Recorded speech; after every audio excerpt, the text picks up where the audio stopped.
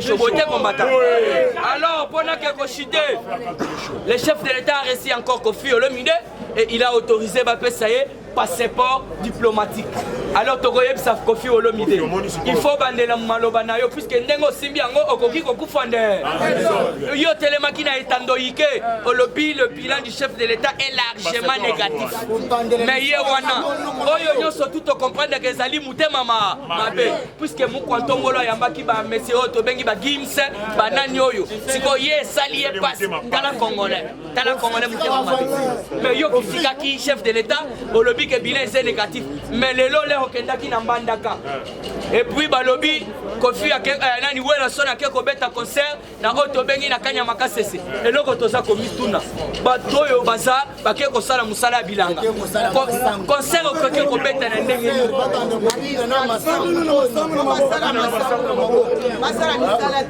Toujours la carte actualité politique pour la ke ko citer. Seni yoka papa Denis Kadima. Papa Denis Kadima alobi boye. Je vous conseillerais, voilà papa Denis Kadima, IDPS c'est viva. Oh Seni. Komi tungisate soit biloko papa Denis Kadima na mukuse. Yoka papa Denis Kadima. Je vous conseillerais de ne pas vous agiter sur la question des élections. C'est le gouvernement qui a les faisabilités. Alobi bo se tracasser pour l'élection. Et à biso côté puisque Seni à côté ça rembonne place mon côté. Yende faut pas passer mon et pas gouvernement. Alors tokotu na sama lokonde. Mbongo yo lobaki na biso que non, vous avez déjà épargné une somme importante pour la élection. Et Zawa, voilà. Toujours Bakuba. Alors pendant que Kochité, le coup d'état raté en RDC au menu des échanges du sommet des 4 chefs d'État réunis à Oyo. Donc, au moins, les chefs d'État vont faire Oyo. Au Konzambo, quand tu fais dossier, on a un babanda qui fait coup d'État à Tchewana, la messa. Na tuni balinga.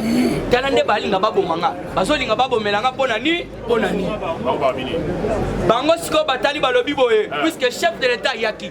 Makamwana yo surtout e bandi wapi. Application de l'accord cadre d'Adissa. Loumé. Le parlementaire debout. Le parlementaire debout. Fatigue-toi. Allez, viva. IDPS, viva. Si c'est quel super-héros national. Félix, président de la République, les peuples d'abord. Les parlementaires debout.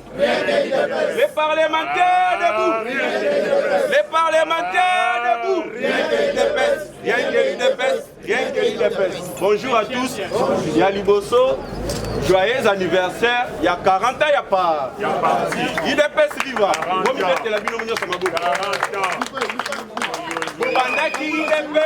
IDPS viva. Bobandaki IDPS, bo comité na 40.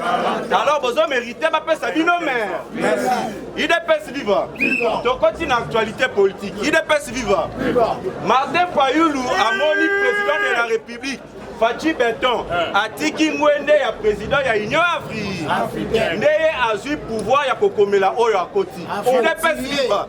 Na kanisa ki Martin Fayoulou alingaki aloba. Obo aider biso pour la sociale ya peuple congolais. Obo aider biso pour na état de siège ndenge résultat dans la malamu. Mais oya komi a lobby boy. Le président de l'ECD Martin Fayoulou na kombo ya Keita Diang, IDPS viva.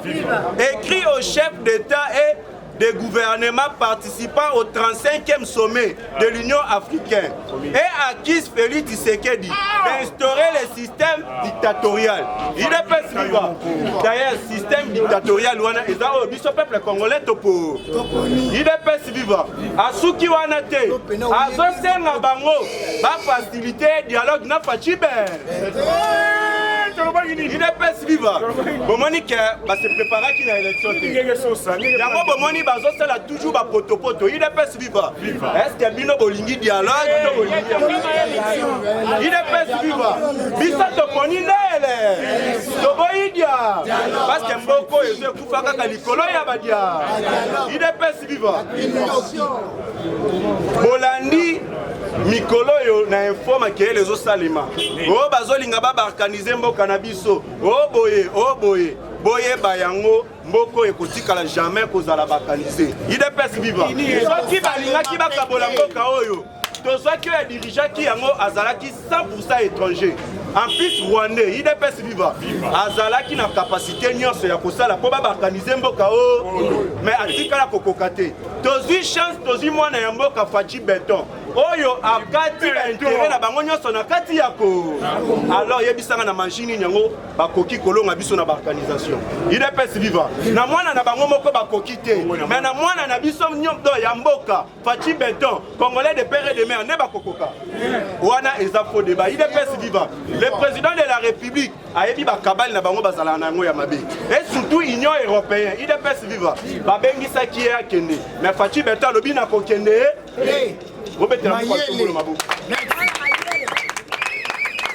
Félix Tshisekedi refuse de voyager pour Bruxelles.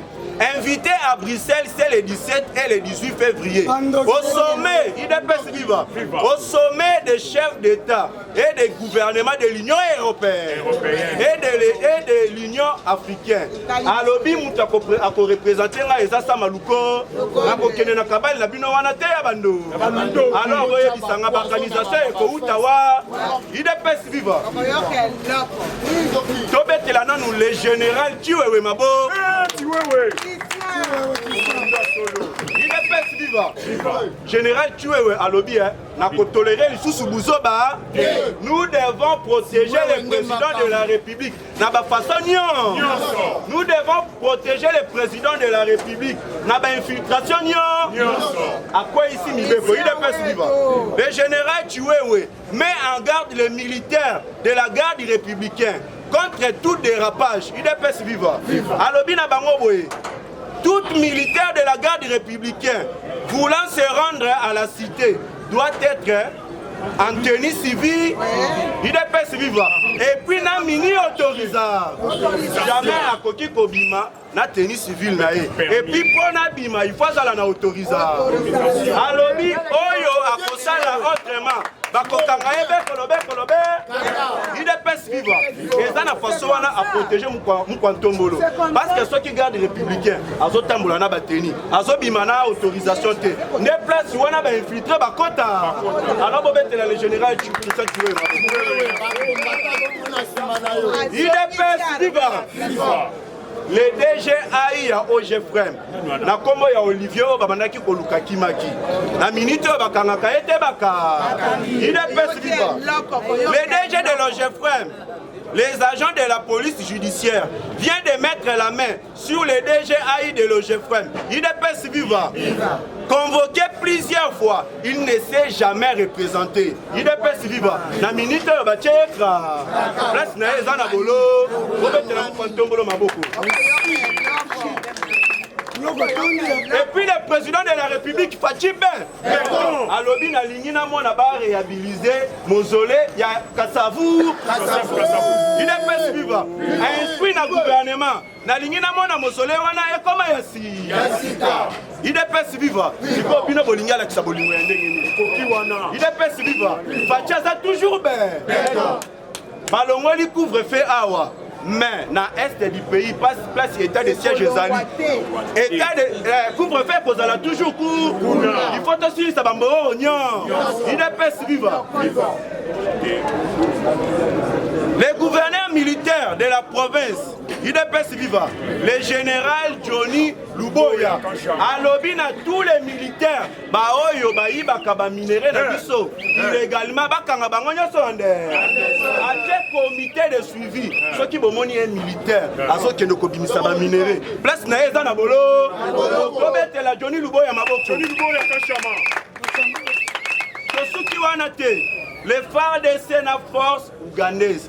Baouti qu'on récupérait l'aérodrome de Bonga, où ils occupé par les ADER. Place Wanande Bakretaka, minéré Baïbaka, et puis place Wanande Babomaka Bakongo. IDPS Viva, état de siège Ndemaka. On met l'état de siège Maboko. Tosuki Wanate, Boye Bango qui Rwanda est un pays ya Mouké. IDPS Viva. Donc, qui cause Rwanda, to commission province na biso. Yama Tozolo Banakaga Meke. de force Fachi Benton répondre à eux. Le président de la République, Fachi Benton, vient de déplorer des nouvelles unités à Itour. Ces militaires sont arrivés ce lundi, le 14 février à Bounia. Il s'agit des nouveaux commandos formés à la base de Kamina. Il est pas vivre. Bazaba véritable. Soki Kaka Kagame et Ameki. Wande Koko, ma province, Nabiso ya A. Yé a Kokene Nabolo. Il est pas vivre. Et puis, environ 16 miliciens et plusieurs blessés. Oh, Yofa de Sebabomiba. 16 miliciens, on a basé à Bakodeko. Il est pas vivre. État de siège de Maka.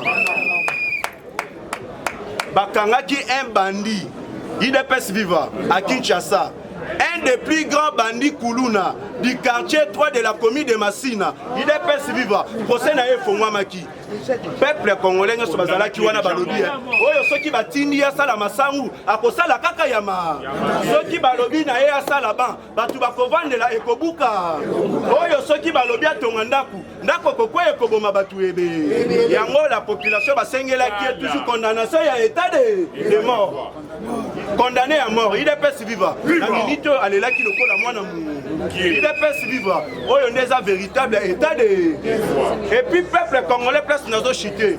Tobeti c'était il faut remaniement et salé. Tozo senga na muko ntombolo Fachi Benton. Remaniement il faut et salé. Oye ba kamabe. Mabe ezana misisa te bandina. Mabe ezana misisa bandina likolote. Il est pas vivant. Ceux qui balingi babuka nzete babandaka na se. Mabe eza epa ya Samaluko.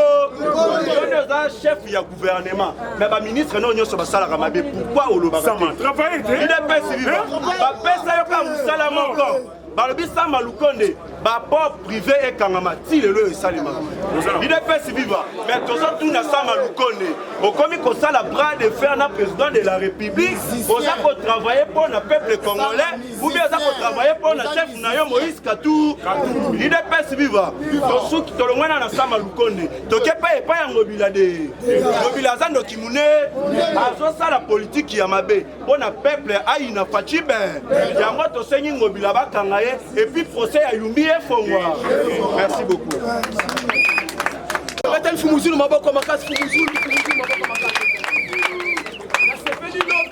Dans le sud africain, il y a 40 ans d'expérience. Il dépasse 40 ans d'expérience. Lobby va faire maman la déclaration à ma casse. On va comprendre que c'est un lobby en tout cas. Donc, les lots donc ils ont 40 ans d'expérience. Le sud africain va lobby boy. Babi oui, ils ont mérité pouvoir en avoir parce que l'expérience n'est elle qui l'icône. Donc on va dire que il dépasse et peut partir au pouvoir. On a validé ma casse. Et puis lutter contre la corruption. Et puis lutter contre Nini anti-valeur. Et puis lutter contre Nini sa Congolais valeur. Donc Congolais ça qui n'a valeur mettant état de droit et on peut sa Congolais valeur. Et ça va être. On dit que non, ils ont mérité 40 ans d'expérience. Maintenant on va comme un casse 40 ans d'expérience. Yango comprendre ndenge eza boto non fatika kaza beton yango to solo baboye état de siège ezali ndenge président Abdoulaye Toloba manqué balongo li couvre-feu mais to respecter kaka barrière bani mesure de barrière yango no comprendre que non l'obligation na kata itu M23 et pas kata mbamu te sanine et pas kata mbamu mais esika M23 balobi et pas kata mbamu balobi esika nini ba Monusco ezala esika na tala na ozo comprendre ba français baza ba traître minene. Moi je m'en vais et ça va traiter mieux donc et si M23 et qui vient à Kata Ituri mais et si la base il y a mon escouade ça va.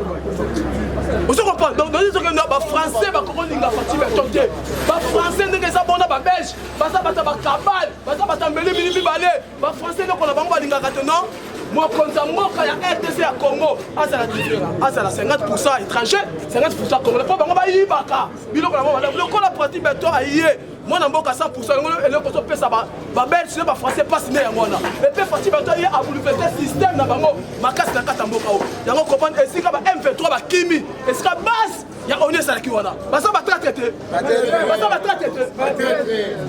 yango to bi état de siège que le moitié état de siège c'est toujours wana donc on comprend que to ke na bango malé yango to bi si Sam Lokom dans ba talo baté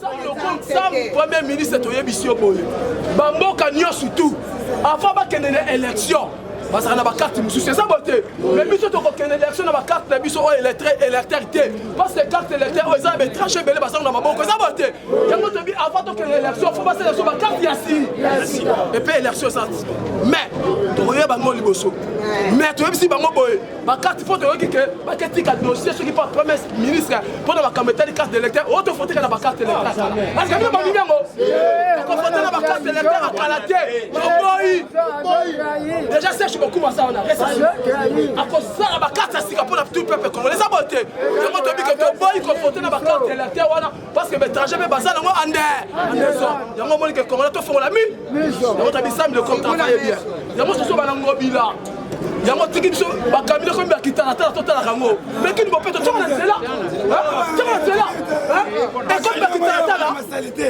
2 semaines yango otelika wana ngobila bakambi wana eza bakini bopeto te kini bafulu zongo tini ngona bafulu okomi so kitalatala